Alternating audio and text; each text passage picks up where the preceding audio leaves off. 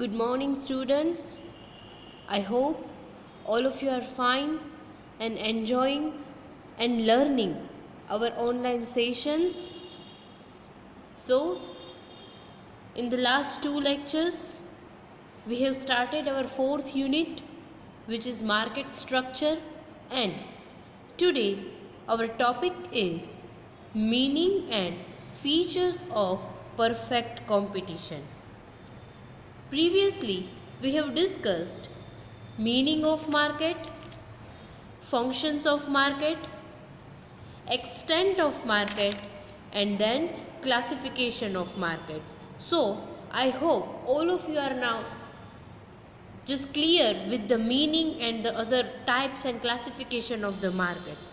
So, from today onwards, we are going to discuss different competitions which are there in our market. There are mainly four competitions. First is perfect competition, second is monopoly, third is monopolistic, and the fourth one is oligopoly. So, we will discuss all these four markets in detail one by one. So, today let us start with the first one, that is meaning and features of perfect competition. Perfect કોમ્પિટિશનને સમજવા માટે આપણે આ points through જ જશું.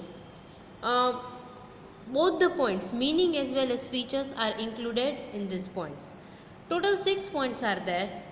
First is characteristics or features, એટલે એના લક્ષણો કે કયા માર્કેટમાં તમે એવું કહી શકો કે અહીંયા પરફેક્ટ કોમ્પિટિશન છે. First feature is large number of buyers and sellers. Second one is homogeneous product. The third one is perfect knowledge. Fourth is non-existence of the transport costs. Fifth is perfect mobility of the factors of production. And the sixth one is free entry and free exit for the firms. Now let us discuss one by one points in details. The first characteristic of perfect competition is large number of buyers and sellers. Yes, this is the first condition. When there are large number of buyers as well as large number of sellers in the market, at that time we can say that there is a perfect competition in the market. When there are number of sellers and buyers in a market, in this situation, each individual buyer and sellers counts for the very small quantity of the total of the product, and no individual buyer or no seller can affect the price of the product or the output of the product. એટલે perfect કોમ્પિટિશનમાં શું થશે કે there are large number of buyers and sellers. એટલા બધા buyers છે, એટલા બધા sellers છે કે ઈચ ફર્મ, હવે ટોટલ પ્રોડક્શન છે એ માર્કેટમાં 50,000 યુનિટ્સનું થતું હોય તો એની સામે કેટલા કસ્ટમર્સ છે અને કેટલા સેલર્સ છે, તો આ બધા સેલર્સ છે એમાં લાર્જ નંબર ઓફ સેલર્સ બધા થઈને 50,000નું પ્રોડક્શન કરે છે તો એક સેલર છે એના પાર્ટમાં બહુ ઓછો પ્રપોર્શન આવે. એટલે કોઈ ઇન્ડિવિડ્યુઅલ બાયર કે સેલરના જે એક્શન છે ને એ કોઈ બીજાને અફેક્ટ નહીં કરે. The action of an individual buyer or seller will not affect the price or the output of the other buyers or the sellers. And that is the first characteristic, that is the large number of buyers and sellers. So, when there are thousands of buyers and sellers and each contributing only a small part of the total volume of the goods bought and sold both, the action of individual buyer and seller cannot affect on the market price. And that is why we can say that under the perfect competition, firm is the price taker and it is not the price maker. ફર્મે જે માર્કેટમાં existing price છે ને એ જ accept કરવાની રહેશે. Under the perfect competition જે firm છે એ પોતાની પ્રાઇસ છે એ ક્યારેય ડિટરમાઇન કરી શકે નહીં. એટલે કોઈ ઇન્ડિવિડ્યુઅલ ફર્મ છે એ કદાચ પોતાની પ્રાઇસ રિડ્યુસ કરશે ને તો પણ એનો બિઝનેસ છે એ વર્ક નહીં કરે અને આખી જે ઇન્ડસ્ટ્રીની વાત છે એમાં આઉટપુટ ઇન્ક્રીઝ થાય કે ડિક્રીઝ થાય છે, એમાં કોઈ એની સ્મોલ પાર્ટ છે એટલે એની કોઈ એક્શનની ઇફેક્ટ છે એ થતી નથી. સો as a result, a single firm is not in a position to influence the price of the product by increasing or decreasing the production, or we can say the output. Generally આપણે શું કહેતા હોય છે કે કોઈ પણ વસ્તુનું જો પ્રોડક્શન માર્કેટમાં વધી જાય ને તો સામે એની પ્રાઇસ છે એ રિડ્યુસ કરવી પડે તો જ તમે માર્કેટમાં એડિશનલ સેલ કરી શકો. પણ અહીંયા શું થશે કે તમારે જ કોઈ પણ ફર્મ છે એ કેટલું આઉટપુટ પ્રોડ્યુસ કરે છે એની ઇફેક્ટ છે એ બીજી ફર્મ ઉપર કે બાયર્સ ઉપર છે એ નેગ્લિજિબલ છે. And that is Y firm cannot decide the price on its own, and a firm under the perfect competition is price taker and an output adjuster. It means એને છે ને પોતાનું output adjust કરવાનું રહેશે અને જે price છે ને એ જ પ્રાઇસમાં છે એ આઉટપુટ એડજસ્ટ કરવાનું રહેશે. You can see in this pic that there are large number of buyers and sellers in the market.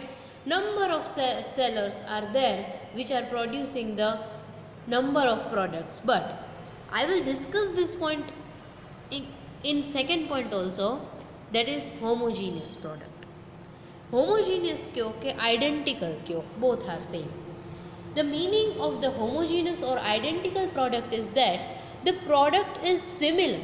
There is no difference between the different products of the different sellers, and that is why under the perfect competition the products are homogeneous.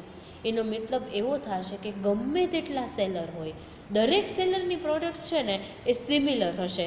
એના features છે, એની characteristics છે, quality છે, quantity છે, prices છે, everything will be same. And under the perfect competition products are homogeneous.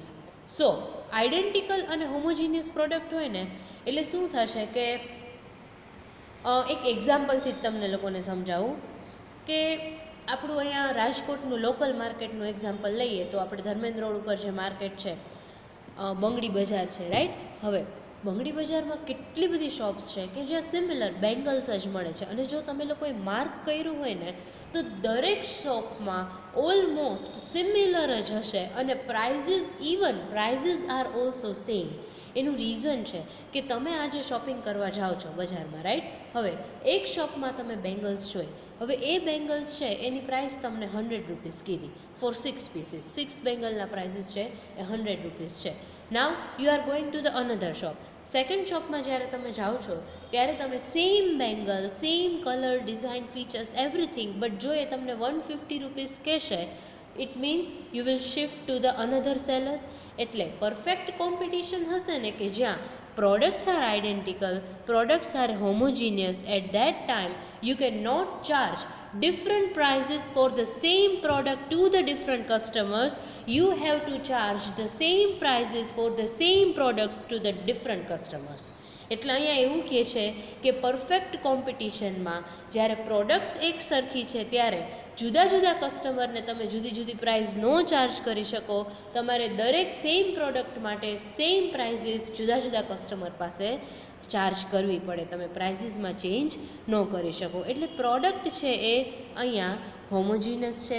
એટલે શું થશે, બાયરના પોઈન્ટ ઓફ વ્યૂથી વિચારો ને તો એની પાસે પરફેક્ટ સબસ્ટિટ્યૂટ છે કે આ પ્રોડક્ટ અત્યારે મને આ પ્રાઇસની મળે છે તો હું તરત બીજા સેલરમાં શિફ્ટ થઈ જઈશ. એટલે સેમ એક્ઝામ્પલ, જો બંગડી બજારમાં તમે એક શોપ પર જાઓ ત્યાં પ્રાઇઝીસ વધારે છે તો તમે તરત જ બીજી શોપમાં શિફ્ટ થઈ જશો. રીઝન ઇઝ કે બધે પ્રોડક્ટ્સ તો સેમ જ છે. So to survive in the perfect competition when the products are homogeneous or identical, at that time you have to charge the same prices to all the customer for the same products. Even a slightly difference in the price જો slightly પણ વધારે હશે ને market price કરતાં તો customer છે એ તરત બીજા સેલર પાસે શિફ્ટ થઈ જશે અને જે સેલર છે એને એટલો લોસ થશે અને એનો કસ્ટમર. હવે આવું એકવાર થાય ને એટલે કસ્ટમરનો ટ્રસ્ટ છે ને એ વયો જાય, એટલે કસ્ટમર બીજી વાર પરચેસ કરવા માટે આવે પણ નહીં કે આ શોપ છે આમાં બીજી બધી શોપ કરતાં પ્રાઇઝીસ છે એ વધારે જ ચાર્જ કરે છે. સો જો તમે આ પિકમાં નટેલા છે ફીચર્સ બી સેમ છે, બધું ટેસ્ટ છે, સાઇઝ છે કે 500 ગ્રામ કે 1 kg છે, બધું સેમ છે, તો એ બધી જાર જે છે એના તમે ડિફરન્ટ પ્રાઇઝીસ ચાર્જ ન કરી શકો. You have to charge the same prices. Now the third point or the third characteristic of the perfect competition is perfect knowledge. Okay. Under the perfect competition, there is a perfect knowledge from the side of buyer as well as from the side of the seller.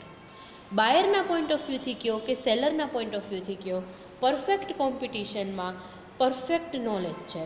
અહીંયા મેં એક slide લીધી છે, એક pick છે, એ પહેલાં explain કરીએ. Perfect knowledge of market conditions. Under that, first is all buyers and sellers must possess perfect knowledge about market price, qualities and sources of supply. Perfect knowledge ensures transactions at a uniform price. હવે બે point of વ્યૂથી હું તમને explain કરું, બાયરના point of વ્યૂથી અને સેલરના point of વ્યૂથી. Perfect knowledge એટલે બાયરના પોઈન્ટ ઓફ વ્યૂથી શું થશે કે if I am a buyer, I am a customer, then I have the perfect knowledge when there is a perfect competition in the market.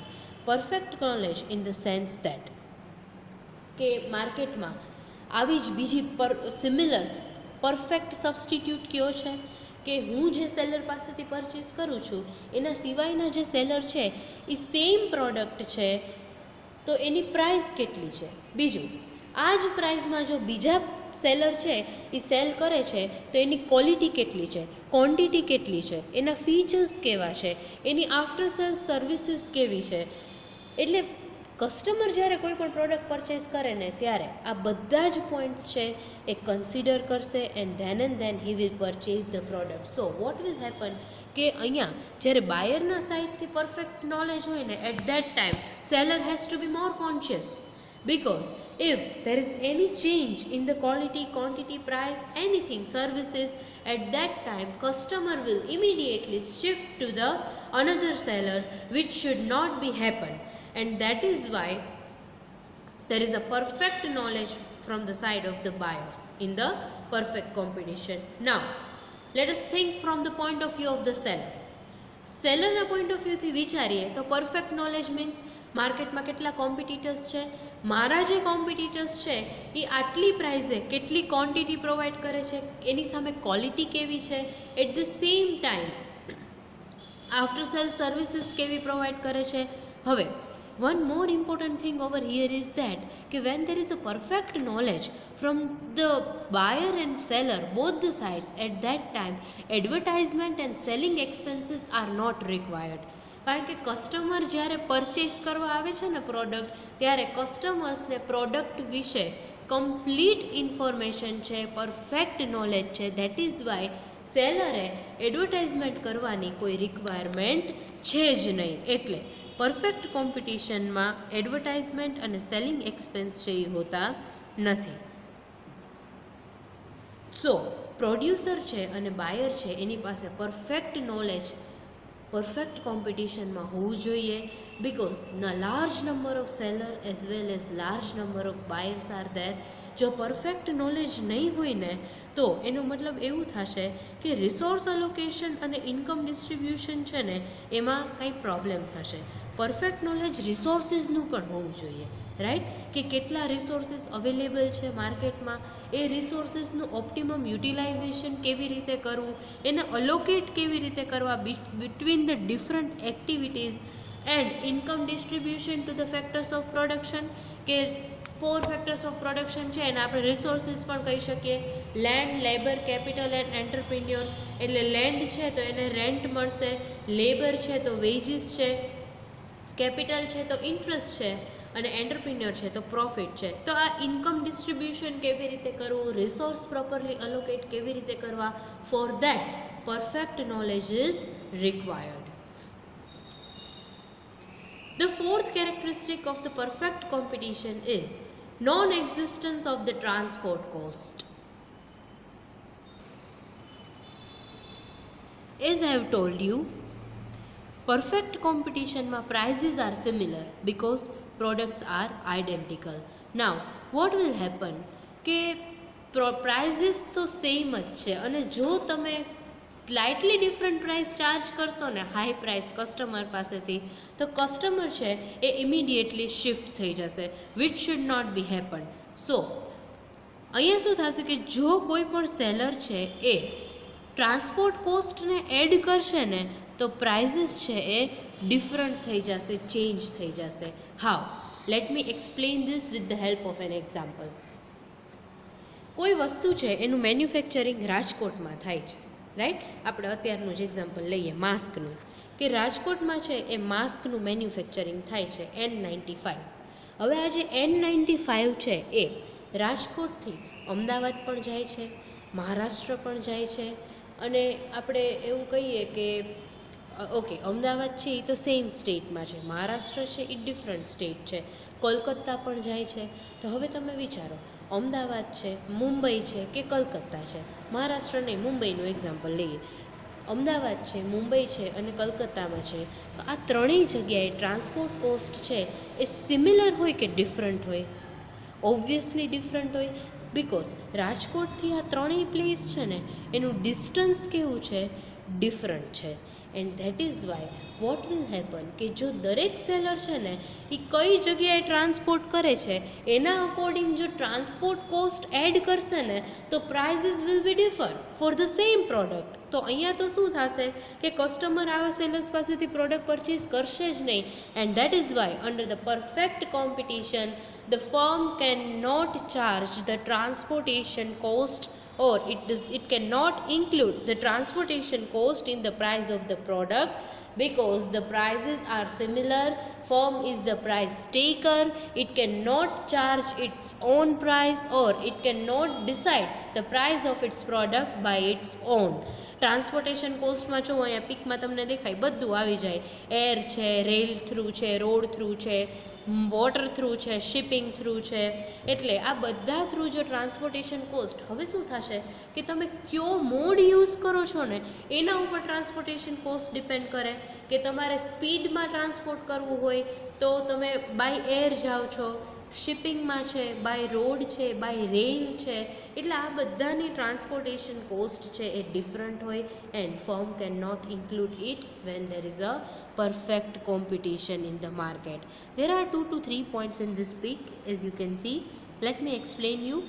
Under perfect competition, transport cost does not exist. Yes, you know right now. Since commodities have the same price, it logically follows that there will be no transport cost. Yes, as I have told you કે દરેક commodity છે એ identical છે, homogeneous છે, એક સરખી છે, તો તમે ડિફરન્ટ પ્રાઇસ છે એની પાસેથી ચાર્જ ન કરી શકો. The third is transport cost occurs when there is no perfect knowledge of the market conditions on the part of buyers and sellers. Yes, જો ટ્રાન્સપોર્ટ કોસ્ટ ક્યારે ચાર્જ કરી શકો કે જ્યારે બાયર્સ અને સેલર્સ પાસે પરફેક્ટ નોલેજ હોય જ નહીં, એને ખબર જ નથી કે કઈ જગ્યાએ કેટલી પ્રાઇસમાં કેટલી ક્વોલિટી ને કેટલી ક્વોન્ટિટી મળે છે. At that time transportation cost can be included in the price of the product. So now the fifth point is perfect mobility of the factors of production. Yes, mobility means movable, કે જેને તમે move કરી શકો છો from one place to another place. But here we will assume that mobility in the sense of from one occupation to another occupation, from one job to another job. There is a perfect mobility of factors of production in the perfect competition. Perfect competition is that when the factors of production are perfectly mobile, which means inputs for production like land, labor, capital and other resources are perfectly mobile. આ એટલે જેટલા પણ inputs છે ને, land, labour, capital અને બીજા કોઈ પણ રિસોર્સિસ, રો મટીરિયલ છે, ઇલેક્ટ્રિસિટી છે, આ બધાય છે એ મોબાઈલ છે, મૂવેબલ છે, એવું અહીંયા આપણે સમજીએ. નાઉ mobility of the factors of production means various factors of productions can be easily moved from one occupation to the another occupation, from one place to the another place and from one use to the another use. તમે એક occupation એટલે એક અત્યારે તમે એક એક્ટિવિટીમાં use કરો છો ને તો એને તમે બીજી એક્ટિવિટીમાં પણ તમે એને શિફ્ટ કરી શકો. આખું ઓક્યુપેશન જ ચેન્જ થઈ જતું હોય તો પણ. હવે લેબર છે તો લેબરને તો તમે કોઈ પણ ઓક્યુપેશનમાં શિફ્ટ કરી શકો ને. લેબર બિલ્ડિંગ પણ બનાવી શકે અને લેબર છે એ રોડ ઉપર પણ લેબર વર્ક કરી શકે. એટલે એને તો વર્કર છે એને તો કોઈ પણ કામ છે એ કરી શકે. બીજું, from one place to another place, એક જગ્યાએથી બીજી જગ્યાએ. અત્યારે કોઈ લેબર છે એ રાજકોટમાં વર્ક કરે છે, હવે કાલે એને જામનગર જવાનું છે તો ઓબ્વિયસલી લેબર છે એ તો મૂવેબલ જ છે ને. Labour it is human being and that is why he can shift from one place to another place and from one use to another use. Now ફેક્ટરીઝમાં છે ને એવું તો નથી ને કોઈ એક જ એક્ટિવિટી થતી હોય. There are number of activities which are going on in any of the factory. So factors of production can be moved from one use to another use also. હવે લેબર છે એને તમે અત્યાર સુધી કોઈ એક એક્ટિવિટીમાં યુઝ કરતા હોય તો તરત તમે એને બીજી એક્ટિવિટીમાં યુઝ કરી શકો.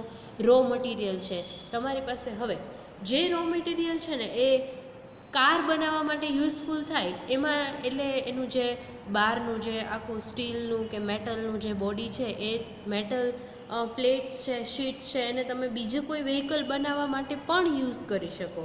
તો આવી રીતે from one use to another use, from one place to another place and from one occupation to another occupation, factors of productions are movable and that is why they are mobile. Mobility of the factors of production. ઘણીવાર એવું થાય કે કોઈ એક ઇન્ડસ્ટ્રીમાં કોઈ labour છે એ work કરતા હોય પણ એને જે રિવોર્ડ છે એ પ્રોપર ન મળતું હોય તો that factor will move out of the industry and they will shift or they will join the another industry. કે લેબરને આ ફેક્ટરીમાં વધારે પ્રોપર રિવોર્ડ એટલે કે એના વેજીસ કે સેલેરી નથી મળતા તો લેબર છે એ તરત બીજી ફેક્ટરીમાં વયા જશે, right. So factors of productions are movable.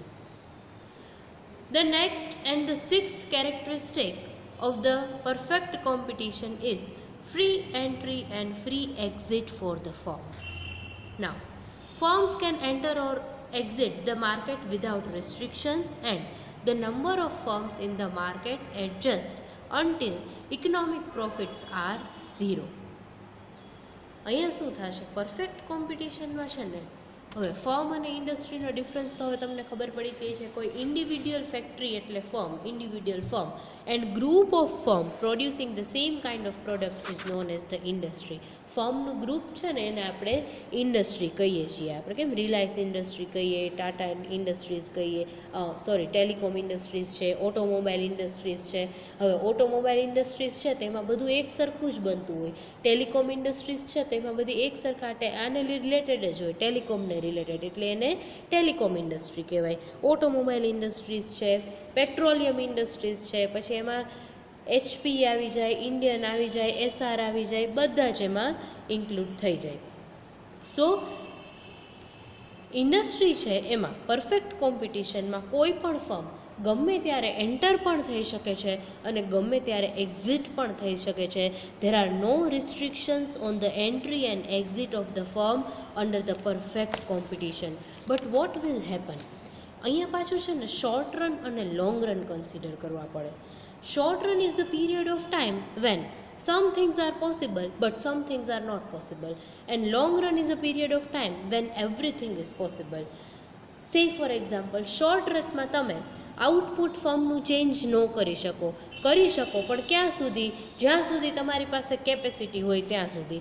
અત્યાર સુધી મારી પાસે 50,000 યુનિટ પ્રોડ્યુસ કરી શકે એવું એક મશીનરી છે, પણ હવે મારે વધારે ને વધારે પ્રોડક્શન કરવું છે અને અત્યાર સુધી હું પ્રોડક્શન 20,000 યુનિટનું કરું છું. ઇટ મીન્સ કે હું આઉટપુટ ઇન્ક્રીઝ તો કરી શકીશ પણ કેટલા? હવે 30,000. 50,000થી વધારે મારે ઇન્ક્રીઝ કરવું હોય ને તો એની માટે મારે નવું મશીન પરચેસ કરવું પડે and that is not possible in the short run. એટલે શોર્ટ રનમાં ફર્મ છે ને એ નવી ટેકનોલોજી અડોપ્ટ ન કરી શકે. સ્કેલ ઓફ ઓપરેશન, કેટલું લાર્જ સ્કેલમાં પ્રોડક્શન કરવું છે એ શોર્ટ રનમાં ચેન્જ ન થાય. આખું મેનેજમેન્ટ પણ જો મારે ચેન્જ કરવું હોય તો એ પણ શોર્ટ રનમાં પોસિબલ ન થાય. તો all these things are possible only in the long run. In the short run firm can make changes only in the variable cost and not in the fixed factors. જેટલા short રનમાં variable factors છે ને કે જેને તમે change કરી શકો શકો છો કે રો મટીરિયલ વધારે પરચેસ કરી શકો. એવા ફેક્ટર્સમાં જ ચેન્જ કરી અને તમે આઉટપુટ ઇન્ક્રીઝ કરી શકો. ફિક્સ ફેક્ટર છે કે મશીન છે, ફેક્ટરી બિલ્ડિંગ છે, એ શોર્ટ રનમાં ચેન્જ થઈ શકે નહીં. But long run is the period of time where everything is possible. You can change the scale of operations, you can change the size of the output, you can change the technology, you can change the machinery, you can install new equipments, you can also change the whole management. Everything is possible in the long run. So what will happen કે કોઈ form છે એ super normal profit earn કરે છે, ખૂબ profit થાય છે ઇન્ડસ્ટ્રીમાં, તો લોંગ રનમાં શું થશે કે નવી બધી ફોર્મ્સ છે ને એટ્રેક્ટ થશે કે કોઈ પણ બિઝનેસ છે તો એનો એમ શું હોય અલ્ટિમેટ, તો કે મેક્સિમમ પ્રોફિટ કેવી રીતે અર્ન થાય. તો હવે જે બિઝનેસમાં સૌથી વધારે પ્રોફિટ હોય એમાં બધા એન્ટર થાય. અત્યારે જો પહેલાં માસ્ક ને સેનિટાઈઝર ક્યાંય જોવા પણ ન મળતા, બહુ રેરલી, ડૉક્ટર્સ સિવાય કોઈ યુઝ ન કરતા. હવે જેટલા લોકો મોસ્ટલી બધા આ બિઝનેસમાં એન્ટર થઈ ગયા છે, માસ્કના અને સેનિટાઈઝર્સના. તમે જુઓ લોકલ બ્રાન્ડ્સ કેટલી આવી ગઈ છે સેનિટાઈઝર્સમાં. આ બધી જે મેઇન અત્યાર સુધી આપણે જે બ્રાન્ડ્સ યુઝ કરતા એ તો સાઈડમાં રહી ગઈ છે. હવે લોકલ બ્રાન્ડ્સ જ એટલી એન્ટર થઈ ગઈ છે. એટલે શું થશે, જે firm super normal profit earn કરતી હશે ને એનાથી બધા એટ્રેક્ટ થઈ અને ઇન્ડસ્ટ્રીમાં એન્ટર થશે. હવે જેવી વધારે ને વધારે ફર્મ એન્ટર થશે એટલે પ્રોફિટ છે એ બધી જુદી જુદી ફર્મ વચ્ચે ડિસ્ટ્રીબ્યુટ થઈ જશે and again the firm will earn normal profit. હવે શું થશે કે ધીમે ધીમે કરી અને એટલા બધી ફર્મ આવી ગઈ ને કે હવે સમ ફર્મ્સ વિલ મેક લોસ. એટલે આ જે લોસ મેકિંગ ફર્મ્સ છે ને એ બધી એક્ઝિટ કરી અને નીકળી જશે. એટલે પાછો જે લોસ થતો હતો એના બદલે બધી ફર્મ જો મોસ્ટલી ફર્મ એક્ઝિટ કરી દેશે તો બીજી જે એક્ઝિસ્ટિંગ ફર્મ હવે જે છે ને એ લોકોનો પ્રોફિટ ઇન્ક્રીઝ થઈ જશે, because there are small number of firms in the market. But this will happens only in the long run. So in the perfect competition there are no restrictions on the entry and exit for the firms. Any firm can enter the industry and any existing firm can leave the industry anytime. So these all are the 6 main characteristic of the perfect competition. perfect competition no meaning પૂછાય તો પણ આ 6 characteristics જ કરવાની લખવાની છે, અને characteristics કે ફીચર પૂછાય તો પણ these 6 points are included. So I hope you are all now clear with the meaning and features of the perfect competition. Our next topic is perfect competition and pure competition, that I will discuss in our next session. Difference between the perfect competition and pure competition.